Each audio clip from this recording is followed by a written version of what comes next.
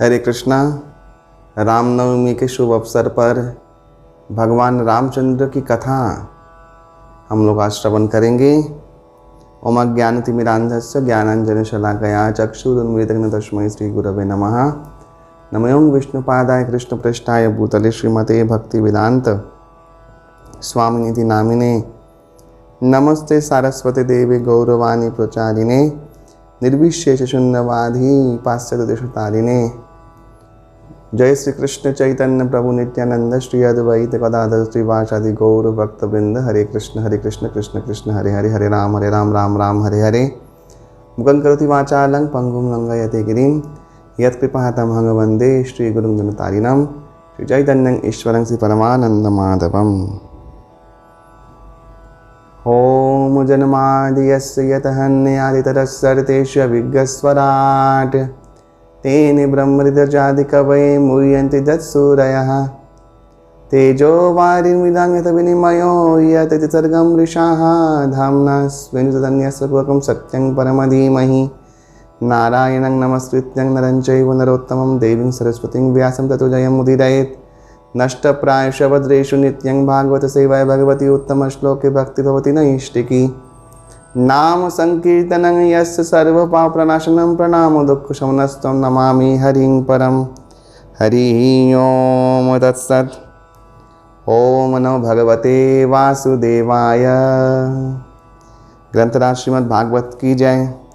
9वां स्कंद 10वां अध्याय श्लोक संख्या 1। शुकोवाच खट्वांगादिगबाहुश्च रघुस्तस्मात् पृथुश्रवाः अजस्ततो महाराज तस्मात् दशरथो भवत्।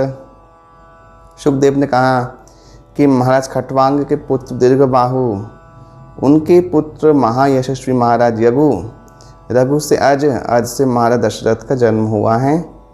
तस्यापि भगवानेश साक्षात् ब्रह्ममयो हरिः अंशांशेन चतुर्धागात् पुत्रत्वं प्रार्थितः सुरैः राम लक्ष्मण भरत शत्रुघ्नाः इति संज्ञाः। देवताओं के द्वारा प्रार्थित होकर साक्षात परब्रह्म परमेश्वर भगवान श्रीहरि उनके अंश के अंश सह आविर्भूत हुए अयोध्या में कौशल्या के गर्भ से, सुमित्रा के गर्भ से और कैकेयी के गर्भ से। उनका नाम राम लक्ष्मण भरत और शत्रुघ्न, ऐसे भगवान के 4 मूर्ति में महाराज दशरथ के पुत्र के रूप में आविर्भाव हुआ। तो ये भागवतम में इसी अध्याय में 9वें स्कंद में बहुत सुंदर शुकदेव गोस्वामी ने शॉर्ट में रामायण पूरा बोला है, बहुत सुंदर बोला है। तो रामायण का मैंने ऑलरेडी लास्ट ईयर पूरा वाल्मीकि रामायण का डिटेल में लेक्चर दिया है। आप लोगों ने शायद सुना है, नहीं सुना है तो आप लोग सुन सकते हैं हमारे चैनल में जाके। और दशहरा में भी मैंने एक लेक्चर दिया था जो लिंक में उपस्थित है, आप लोग देख सकते हैं वो लेक्चर भी। वो एक अनोखी राम कथा है। तो ऐसे करके राम जी का जो कथा है उसका वर्णन आप लोग सुन भी चुके हैं, देख भी चुके हैं टीवी में। बहुत माने राममय आप लोग हो गए हैं, इतना कथा सुने हैं। राम कथा का जो मर्म है, जो मार्मिकता है, वो एक एक चरित्र को अगर आप आचार्य की टीका के अनुसार उनके मनोभाव को, मनोस्थिति को समझेंगे तो ही सही मायने में रामायण का अर्थ आप लोगों को समझ में आएगा। और रामायण कोई फेरी टेल नहीं है, सुनेंगे अच्छा मस्त कथा हुआ, सुन के एकदम एंटरटेन हो रहा है, ऐसा कुछ नहीं है। भगवान राम का चरित्र, ये जो रामायण पूरा, ये रामायण भक्तों को या साधक गणों को या जो भगवान के प्रति आस्था रखते हैं उन सभी व्यक्तियों को, उन जीवों को भगवान के प्रति भगवान लीला करते इसीलिए एक्चुअली कि कैसे देखो उनके जो पार्षद लोग हैं वो लोग किस मात्रा में बलिदान दे के ही भगवान का सेवा करते, भगवान ये देखना चाहते हैं हम लोगों में। तो हम सभी के लिए साधक, जो भगवान के रसिकगण हैं, भक्तगण हैं, जो भगवान के प्रति आस्था रखते हैं, उनके प्रति रामायण एक ऐसा सेवा का शिक्षा है जो शिक्षा शायद ही मैंने और लीलाओं में इतना डिटेल में, इतना मार्मिक तरीके से वर्णन होते देखा है। ये इतिहास जो हो चुका है, अनवद्य कीर्ति इस इतिहास का यही है कि भगवान के प्रति उनके प्रेमी भक्तों का क्या समर्पण, क्या शरणागति, और किस मात्रा में जाके भगवान की प्रसन्नता के लिए सेवा करना, ये रामायण का मैं कहूँगा हृदय है। तो बहुत टीकाकार हुए हैं रामायण के, दक्षिण के भी बहुत सारे लेख पाए जाते हैं रामायण के ऊपर, रामचरित्र रामायण में जितने कैरेक्टर उनके चरित्र के ऊपर। तो आज हम लोग ये निगूढ़ जो चीज़ है रामायण तत्व का, ये हम लोग श्रवण करेंगे। भागवतम में तो यहाँ पे आया ही है, बहुत ही संक्षेप में रामायण। यहाँ पे एक जगह पे एक चीज़ दिया जो मैं वर्णन करूँगा, लेकिन उससे पहले आइए चलिए सुनते हैं कि रामायण का मूल जो सूत्रपात है, और उस सूत्रपात में जो मेन चरित्र हैं, उसका सबसे बड़ा त्याग जिसकी वजह से राम वन में गए। वैसे मैं सीता जी के ऊपर भी, भगवती माता सीता के ऊपर भी मैंने लेक्चर दिया है, वो भी आप लिंक में जाके देख सकते हैं, सुन सकते हैं। मैंने उसमें कहा था कि सबसे अंतिम और सर्वोत्तम भक्ति है शरणागति भक्ति, और शरणागत भक्त के 3 लक्षण, वो है कृपा, पारतंत्रता, अनन्य अर्हत। शरणागत भक्त जब भगवान से अपने संबंध को उजागर कर देता है और तल्लीनता में निविष्ट हो जाता है, अभिनिवेश हो जाता है मन का पूर्ण रूप से भगवान के चरणों में, भगवान की सेवा में, रूप ध्यान में, ऐसा भक्त बिना किसी कारण ही कृपा का स्रोत हो जाता है। जैसे भगवान में जो गुण होते हैं वो उसमें आ जाते हैं। तो यहाँ पे तो माँ सीता, भगवती वैदेही तो भगवान से अभिन्न शक्ति, उनके स्वरूप शक्ति हैं, और लादिनी शक्ति हैं। वही लादिनी शक्ति जो राधा बनती है, वही लादिनी शक्ति ही भगवत जानकी बनी है। ऐसा ब्रह्मदेव पुराण में दिया है कि जो सीता थी पूर्व जन्म में, वही अधुना राधा रानी बनी है। ब्रह्मदेव पुराण में इसका उल्लेख दिया है। गर्ग संहिता में भी ऐसा लिखा गया है, जो पूर्व में सीता थी वही राधा रानी बनी। तो 2 तत्व तो है नहीं, एक ही तत्व है। वही कृष्ण है, वही राम है, वो सीता है, वही राधा रानी है। भगवान के साथ भगवान के अंतरंग शक्ति अवतरित होकर सबसे पहले उनका अधिकार होता है कि शरणागति का धर्म को वे प्रशस्त करे लोगों के सामने। इसलिए अद्भुत श्री जानकी जी का चरित्र सुनने से ही समस्त पाप ताप मन के कुविकार नष्ट हो जाते हैं। ये उनकी महिमा है। भगवती साक्षात लक्ष्मी स्वरूपा, वही राधिका ही माता सीता रूप में अवतरित होकर अपने दिव्य चरण से इस धरती को स्पर्श किया, और ये धरती समस्त पापों से मुक्त हुई। तो उनमें मैंने कहा था कि 3 गुण, कृपा, परतंत्रता, अनन्य अर्हत, भगवान के साथ 3 बार रामायण में माता वैदेही का वियोग हुआ। तब ये 3 गुण प्रकाशित हुए, कृपा, परतंत्रता, अनन्य अर्हत। मैं संक्षेप में बोलूंगा। रावण ने सीता को बिठाया अशोक वाटिका में एक मंदिर के पास। वो मंदिर निर्माण किया था माता भवानी के लिए, लेकिन माता पार्वती नहीं आई तो उन्होंने कहा कि शिवानी नहीं आई, मैं रमा को बिठाऊंगा।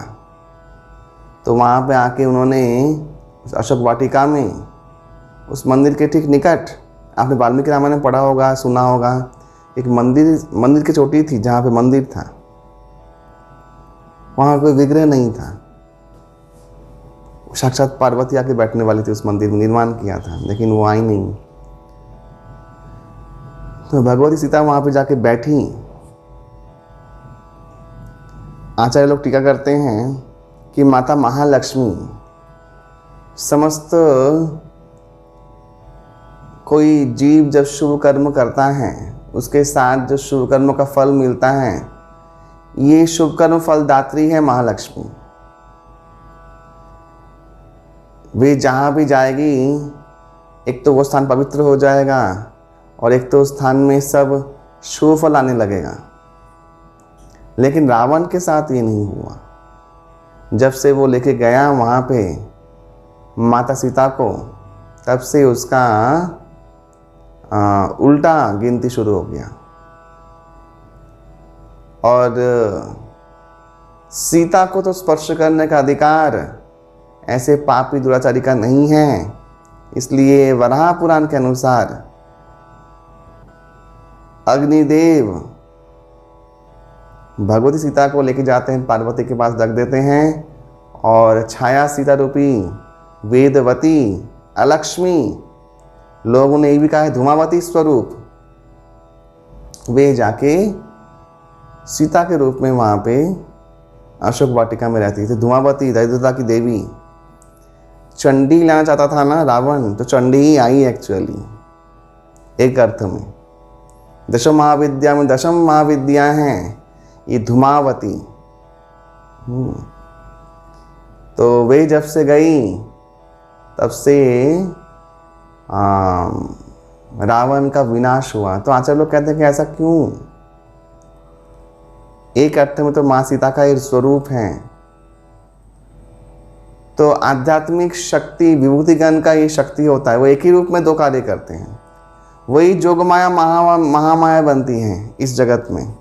ठीक ऐसे ही माँ सीता ही जो लक्ष्मी है, वही अलक्ष्मी का रूप धारण करवा देती है उन लोगों के लिए जो लोग विषय आसक्ति में मग्न हैं और भोगासक्ति के बिना और कुछ समझते नहीं हैं, सुनते नहीं हैं, जानते नहीं हैं, जानना चाहते नहीं हैं।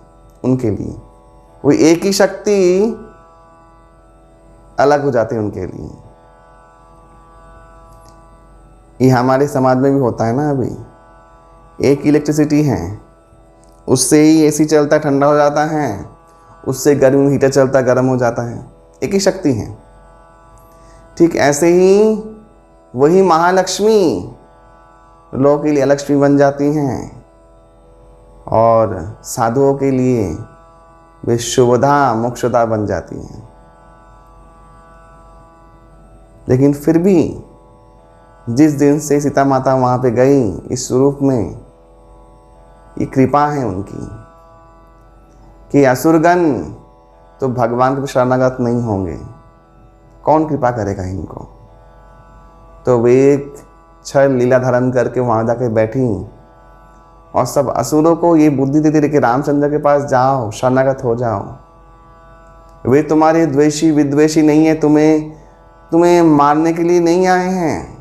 तुम लोग शरणागत नहीं होते हो, लोगों को पीड़ित करते हो। अपने आचरण सुधारो, भगवान को शरणागत हो जाओ। इतना कृपा एक शुद्ध भक्त के अलावा कोई नहीं कर सकता। अपना त्याग करके, अपना सुख का त्याग करके लोगों के हित के लिए सोचना।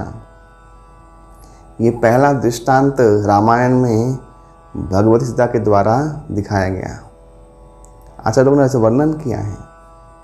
ये माँ सीता का एक हेतु तो था कि सीता को इतनी बलशाली सीता, वही सीता चंडी रूप धारण किया था। शास्त्रों में आता है कि कुंभकर्ण का पुत्र जीवित था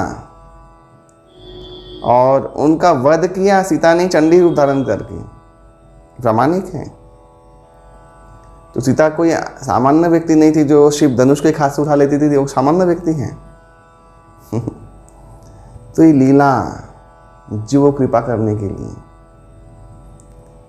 आचार्य लोग यहाँ पे एक और चीज़ भी बोलते हैं कि जेहेतु लक्ष्मण के प्रति अपराध हो गया, लक्ष्मण को उल्टा सीधा कह दिया माता सीता ने, तो भगवान ने उस अपराध के हेतु सीता का वियोग हुआ भगवान राम से, ये दर्शन करवाने के लिए भी ये लीला हुई।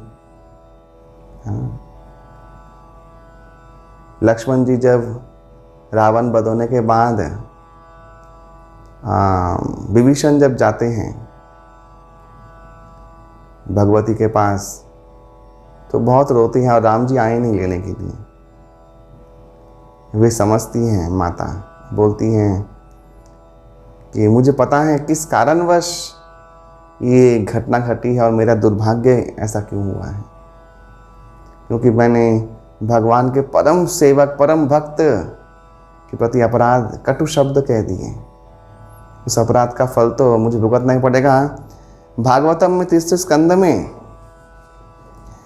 16वें अध्याय में 6 नंबर श्लोक में भगवान खुद कह रहे हैं सनत कुमारों को, ब्राह्मणों को, यस्सामृत अमल यश श्रवण अवगाह सद्य पुनाति जगदाशु पचात विकुंठः सोऽहं भवद्वया उपलब्ध सुतीर्थ कीर्ति छिंदां स्वबाहुमपि वा प्रतिकूल वृत्तिम। भगवान कह रहे हैं कि जो चांडाल सपच कुकुर भक्षण करता है, वो भी भगवान के अमल यश का गुणगान, यहाँ के अवगाहन दिया है, भगवान के अमल यश का गुणगान से अवगाहन करके सद्य पुनाति, अविलंब में तत्क्षणात् पवित्र हो जाता है।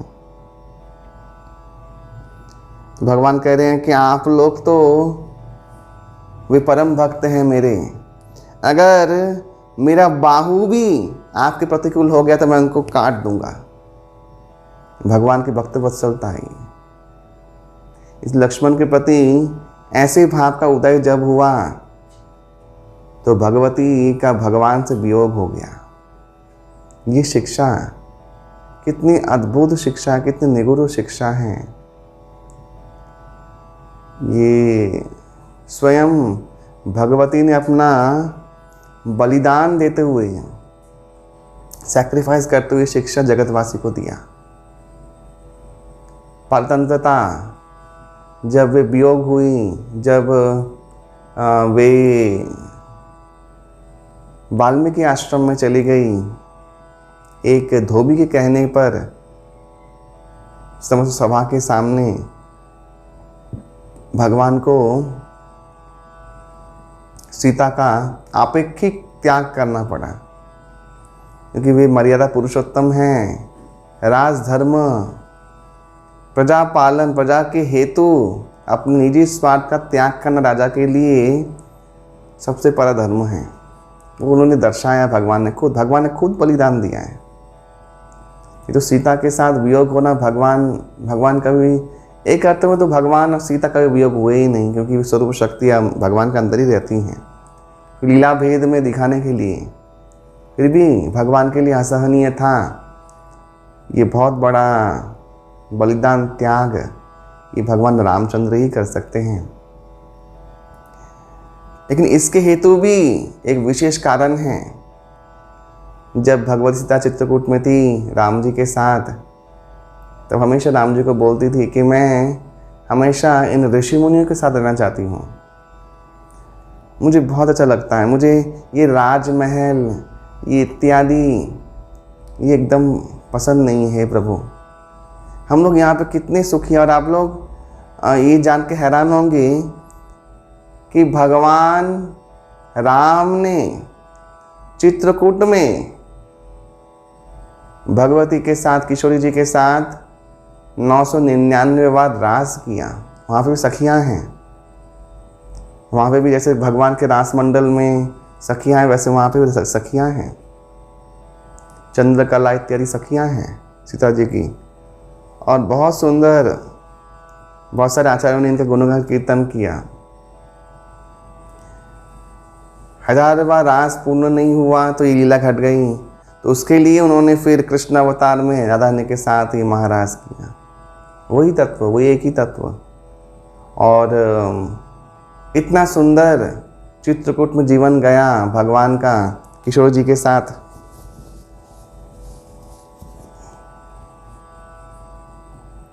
तो उन्होंने कहा कि मैं हमेशा इन साधु संतों के पास, मेरा इच्छा है कि मैं हमेशा गंगा तट में है ना जो भरद्वाज मुनि का आश्रम इत्यादि, वहाँ पे भी रहना चाहती हूँ मैं। तो माता महालक्ष्मी, कौन ऐसा व्यक्ति नहीं होगा जो उसका कृपा पाने के लिए लालायित नहीं होगा। लोग भगवान की पूजा कितने सीरियसली करते हैं मुझे पता नहीं, लेकिन लक्ष्मी जी की पूजा में बहुत सीरियसली करते हैं।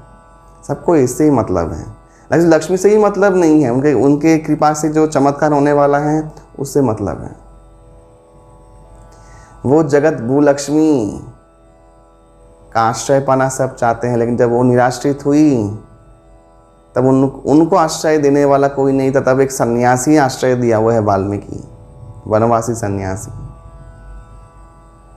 तो यहाँ पे ये शिक्षा मिलता है, हमारे जगत के लोगों का व्यवहार का परिचय मिलता है कि हम लोग कितने गए बीते हैं। हम लोगों का स्वभाव, इन जीवों का स्वभाव कली है तक कुटिल जीव है ना, कुटिल है बहुत। हाँ, तो इसका आचार्य ने कहा कि देखो लक्ष्मी देवी का निवास संतों के पास ही होता है। ये माता सीता का खुद का इच्छा था कि मैं वहाँ पे जाऊँ। भगवान राम ने जब धोबी का एक घटना हुआ, भगवान राम ने पूछा भगवती सीता को कि आपके मन में कुछ इच्छा है, तो यही इच्छा उन्होंने प्रकट किया कि मेरा बहुत इच्छा था गंगा तटवर्ती जो साधु संत हैं उनके पास रहने का। आपने याद है, आपने ऐसा मुझे आश्वासन दिया था चित्रकूट में रहते हुए। तो उनकी इच्छा से वे गई। लोग बहुत ही महिला मुक्ति वाले बहुत बोलते, अरे सीता राम ने ऐसा किया। अरे बिना कुछ जाने, बिना कुछ तत्व निरूपण किए, इस घटना को नहीं जान के लोग भ्रमवश शास्त्रों पे लांछन लगाते हैं, साधु पे लांछन लगाते हैं। लेकिन क्योंकि उनके जीवन में सिर्फ तात्कालिक सुख के लिए जो लोभ है, उस लोभ के वशवर्ती उनका जीवन है। इसलिए वो ये सब बलिदान, त्याग, ये जो महत् स्वार्थ के लिए जीवन जीना, ये सब का बुद्धि उनमें है ही नहीं। इसलिए वो तत्व नहीं जान पाएंगे। महत् स्वार्थ के लिए जीवन जीने का जो शैली और रामायण में दिया गया है, जो इससे कनेक्ट नहीं हो पाएंगे, महत् स्वार्थ किसे कहते हैं, वो रामायण के तत्वों को समझ ही नहीं पाएंगे। भोग बुद्धि वाले निम्न कोटि के व्यक्ति। और एक और बात जो वाल्मीकि रामायण की शुरुआत से लिखा, वाल्मीकि रामायण बोला किसने है? लव कुश ने बोला है, गायन किया है। तो वाल्मीकि रामायण में शुरुआत से शुरू हो रहा है, लव कुश को दिया। वाल्मीकि भगवान के परम भक्त, ये रामायण लिखने के बाद आतुर थे कैसे रामायण का प्रचार हो, कौन करेगा प्रचार। उस वाल्मीकि के ऊपर कृपा करने के लिए सीता माता ने ये सब लीला किया और चली गई वाल्मीकि के पास अपने पुत्रों के द्वारा राम कथा प्रचार करने के लिए। रामायण जो है, वाल्मीकि रामायण, वो प्रचारित हुआ लव कुश के द्वारा पूरी पृथ्वी में।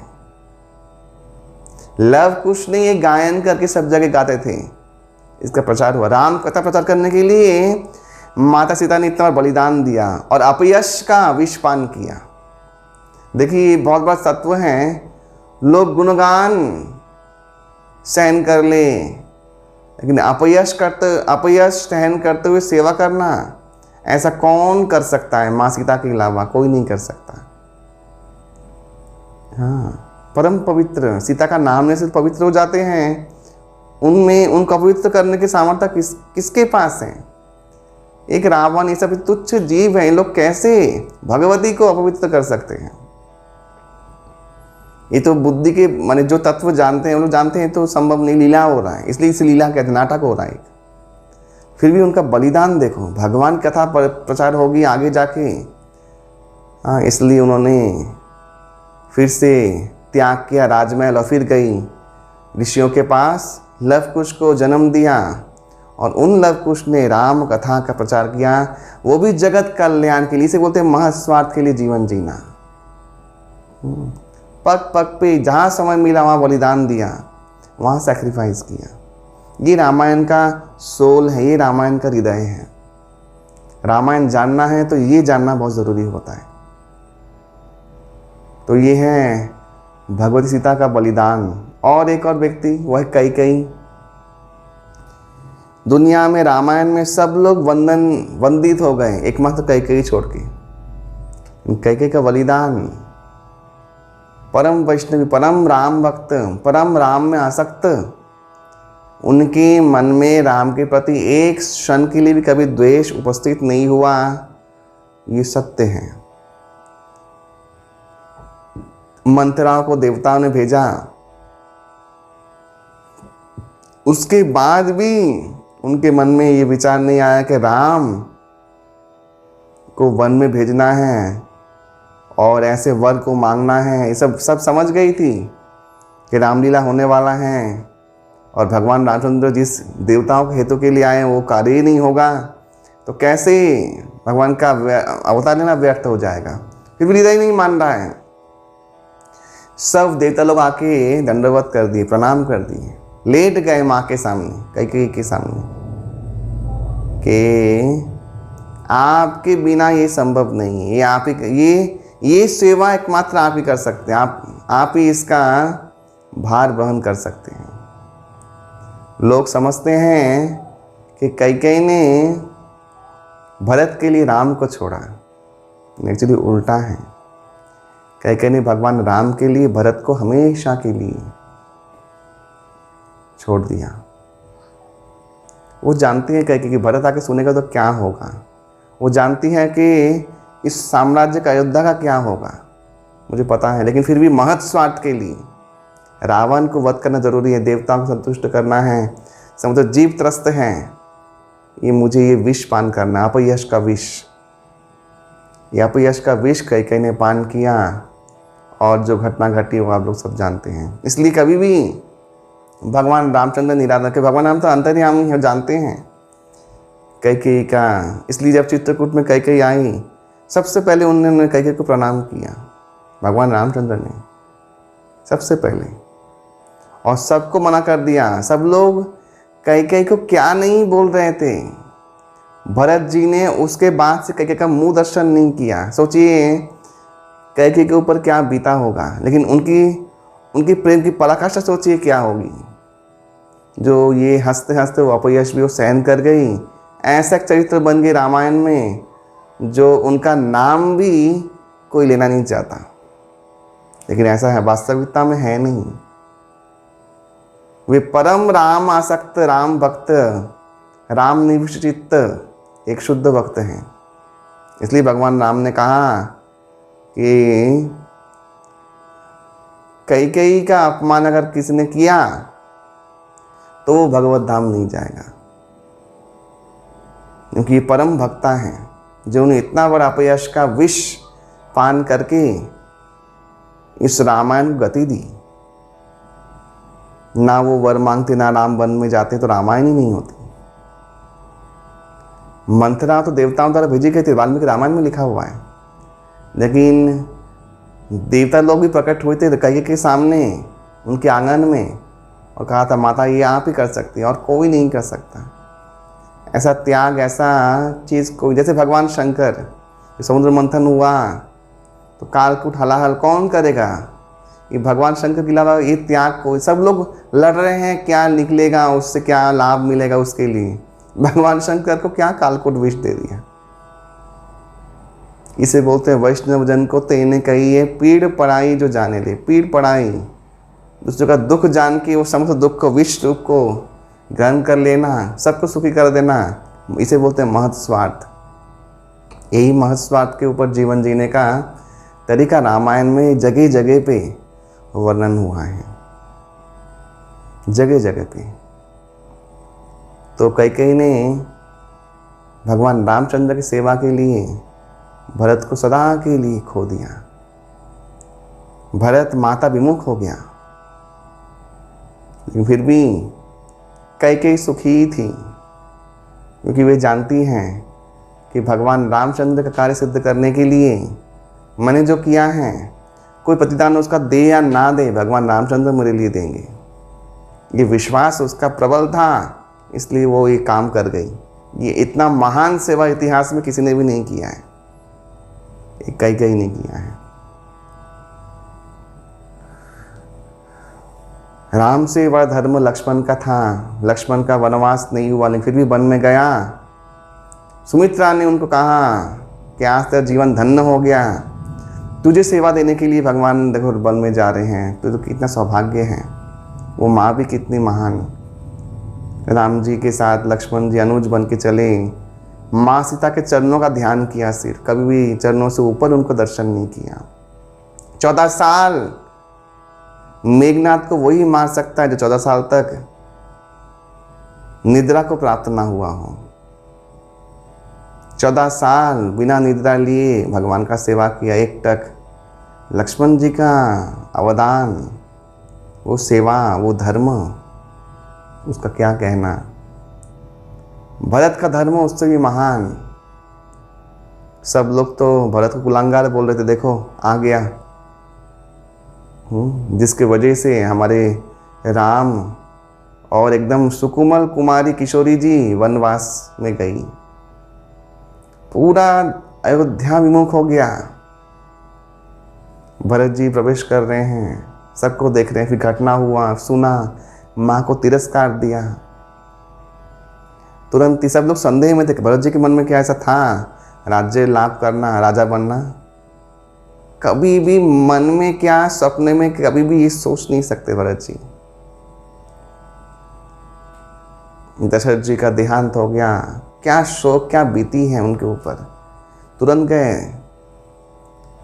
हाँ, सिन्हा लेके चित्रकूट में भगवान का पाद अभिवंदन किया। दशरथ के लिए वे लोग श्राद्ध तर्पण इत्यादि किए, और भगवान से वियोग हो जाए तो प्राण चले जाएगा। लेकिन भगवान ने आज्ञा दी, तुम्हें नहीं जा देखना है अयोध्या वासियों को, मैं लौट के आऊँगा, तब मैं क्या देखूँगा, तुम्हारा सेवा है। भागवतम में एक अद्भुत बात दिया है, ये भागवतम में दिया हुआ है।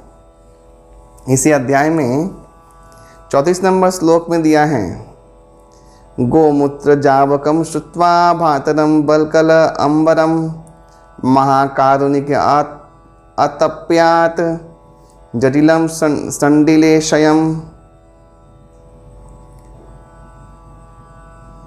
भरत जी का रहन सहन अयोध्या में कैसा था उसके बारे में दिया, भागवतम में दिया है 34 नंबर श्लोक में, कि भगवान रामचंद्र की अनुपस्थिति में उनके भ्राता भरत गोमूत्र में सिद्ध जौ होता है ना, वही सी आहार करते थे, वो भी एक टाइम। और जैसे छाल भगवान ने पहना था वृक्षों का, ठीक वैसा ही छाल वे आचरण करके रहते थे, जटाधारी हो गए थे। कुशासन में शयन पूर्वक दिनातिपात करते थे नंदीग्राम में, और वो भी ज़मीन से नीचे खोद कर। भगवान चलते हैं उस ज़मीन में, उस ज़मीन में भी सोएंगे नहीं। ऐसा जीवन उन्होंने, और एक बार आने का सबका ये था, ऑर्डर था, दिन में एक बार राज कार्य के लिए कोई आ सकता है। तो कभी शत्रु भी जाते थे, कभी कभी पूछने के लिए, बस इतना ही। और राम जी के सिंहासन में राम जी का पादुका, चरण पादुका का अष्टस्तुति गा के उनको राम जी उनका ही सेवा करते थे।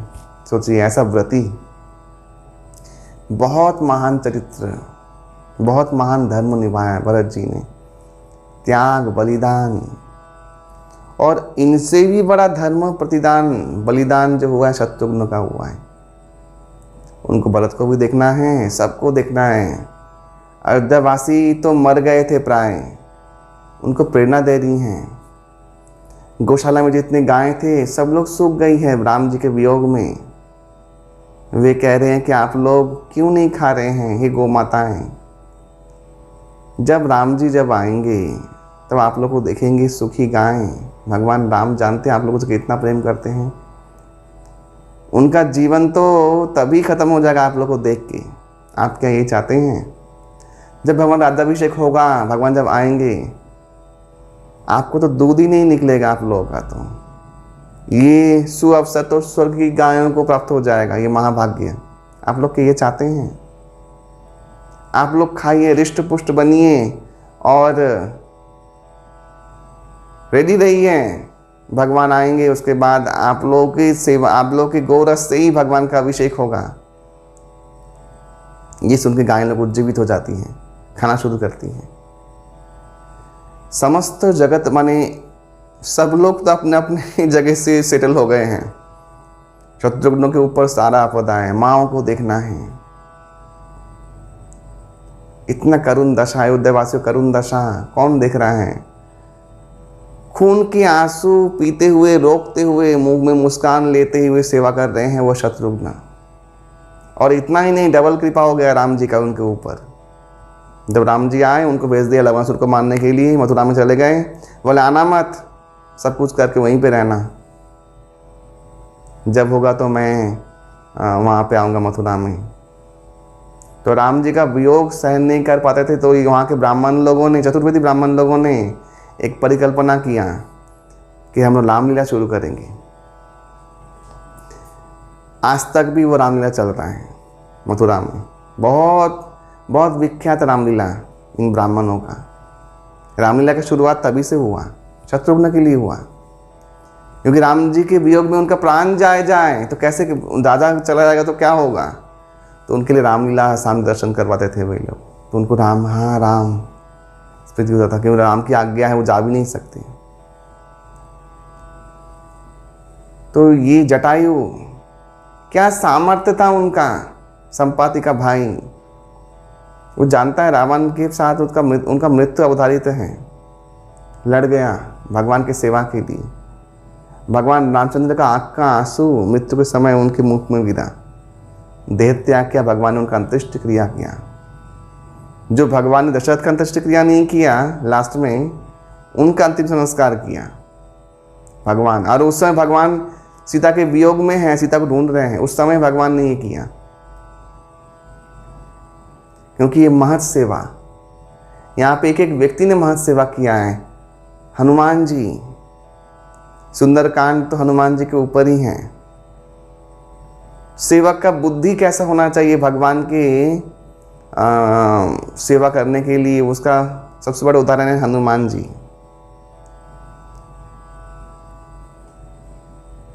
भगवान ने सीता को खोजने के लिए कहा था सिर्फ, लेकिन वो सब कुछ लंका की सेना क्या है उनका आकलन करके आते हैं। और क्या सुंदरकांड में वो सुनने लायक है, वाल्मीकि रामायण में पढ़ने लायक है सुंदरकांड। हनुमान जी का अनुबद्ध कीर्ति, क्या महत सेवा, बाप रे बाप। ये संभव नहीं है ऐसे भक्तों की कृपा के बिना कि हम लोग ये महत सेवा को हम लोग समझ पाए। इनके चरणों का धूल माथे में रगड़ेंगे। यहाँ पे भगवान से महिमा तो ज़्यादा है इन भक्तों की, क्योंकि ये सेवा भाव जिसके हृदय प्रकटित हो गया, वही भगवान का प्रेम को प्राप्त कर पाएगा। ये तो निर्धारित है, इसमें कोई संदेह नहीं है। जो ऐसा बलिदान, ऐसा महत स्वार्थ के लिए जीवन जीने का तरीका नहीं ढूंढ लेगा, तब तक उसको हाथ में कुछ भी नहीं लगेगा, कुछ भी नहीं। जो ये करेगा वही प्रेम के रत्न को पाएगा। तो रामायण का जो सूत्र है, रामायण का जो मूल, जो आत्मा है, ये सब विषयों को समझना, जानना, इन त्यागों को, इन बलिदानों को ये सब हमारे कभी कभी बुद्धि के भी परे की वस्तु है, लेकिन ये हुआ है, घटित हुआ है। ये रामायण है, ये असली रामायण है। कितने असुरों को मारे हो, भगवान के लिए चुटकी का खेल है। फैंटेसी सब भगवान के लिए बहुत बड़ी बात नहीं है। लेकिन यहाँ भक्तों का भगवान के प्रति जो एक हृदय है, अतुंग मात्रा में उसके प्रति, भगवान के प्रति एक हर परिस्थिति में भगवान के प्रति सेवा करने के लिए प्रयास, ये हम लोग हृदय में धारण करना है भक्तों को, साधकों को और समस्त प्रत्येक जीव को। और राम कथा परम सुखदाई, ये राम कथा के प्रति आसक्त अगर हम लोग नहीं रहेंगे तो हम लोग यम कथा के प्रति आसक्त हो जाएंगे और यमपुरी नरक में चले जाएंगे। दो ही रास्ते हैं हमारे पास। इसलिए रामायण गंभीरता से समझे, इन बलिदानों को अपने हृदय में धारण करके सुनने के बाद इसका ध्यान करें और ऐसा उनसे कृपा याचना करें इन सब विभूतियों से, तब जाके भक्ति में हम लोग के परिपक्वता आ जाएगी। ये राम कथा, ये सभी रसिकगण साधकगण इसका ध्यान करते करते इन तत्वों में प्रविष्ट हो गए हैं, निविष्ट हो गए हैं और वहीं से खजाना जो है वो उन्होंने उजागर किया है। जो मैंने उनकी कृपा से कुछ बोलने का प्रयास किया है, भगवान रामचंद्र आप लोगों को सद्बुद्धि दे और उनके प्रति आसक्ति दे। मेरा यही प्रार्थना है। आप लोग अवश्य ही राम रक्षा स्तोत्र इसका पाठ करें, अर्थ के साथ पाठ करें और भगवान रामचंद्र की गुण महिमा कीर्तन करते हुए रामनवमी का दिन उद्यापन करें। यही मेरी प्रार्थना आप सभी से। हरे कृष्णा। भगवान सीतारामचंद्र की जय।